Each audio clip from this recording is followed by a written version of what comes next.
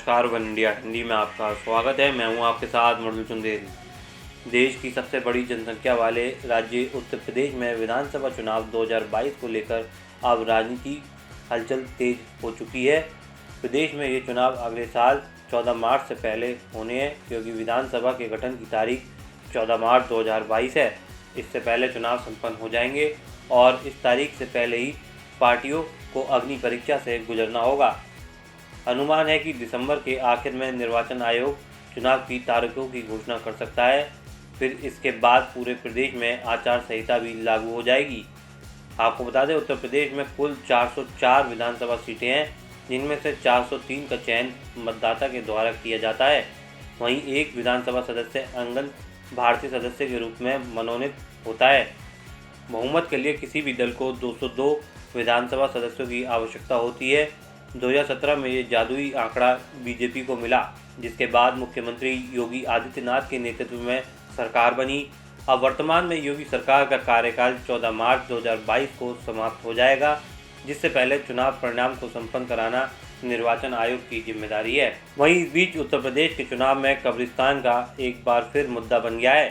दरअसल मुख्यमंत्री योगी आदित्यनाथ 8 दिसंबर को मथुरा में थे। उन्होंने वहां आरोप लगाया कि पहले की सरकारें पैसा कब्रिस्तानों पर लगाती थी, लेकिन उनकी सरकार हिंदू तीर्थ स्थानों को विकसित करने पर पैसा खर्च कर रही है। बता दें, इससे पहले 2017 के चुनाव प्रचार में प्रधानमंत्री नरेंद्र मोदी ने कब्रिस्तान का जिक्र किया था। फरवरी 2017 में फतेहपुर की एक रैली में पीएम मोदी ने कहा था, गांव में अगर कब्रिस्तान बनता है तो शमशान भी बनना चाहिए। अगर रमज़ान में बिजली मिलती है तो दिवाली में भी मिलनी चाहिए। होली में बिजली आती है तो ईद पर भी आनी चाहिए।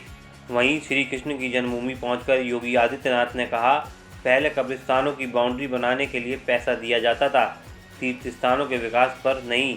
आज धार्मिक आयोजन बड़े पैमाने पर आयोजित किए जा रहे हैं और संतों का सम्मान हो रहा है।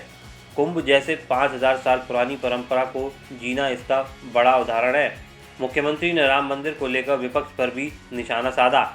उन्होंने कहा कि अगर किसी विपक्षी दल की सरकार होती तो अयोध्या में बन रहा राम मंदिर हकीकत नहीं बन पाता। उन्होंने कहा कि अयोध्या में राम मंदिर प्रधानमंत्री नरेंद्र मोदी की वजह से बन रहा है। उन्होंने कहा, अगर बबुआ होते तो वो अब्बाजान की तरह राम मंदिर के निर्माण के दौरान फायरिंग का आदेश दे देते। अगर उन्हें आतंकवादियों को संरक्षण देने से समय मिलता तभी तो वो विकास, महिला सशक्तिकरण और मंदिरों के बारे में सोचते। एक तरफ राम भक्तों की सरकार है और दूसरी तरफ वो है जिन्होंने राम भक्तों पर गोलियां चलवाईं। योगी आदित्यनाथ ने बबुआ और अब्बाजान का प्रयोग समाजवादी पार्टी के प्रमुख अखिलेश यादव और उनके पिता के लिए किया। इस खबर में फिलहाल इतना ही। बने रहिए वन इंडिया हिंदी के साथ।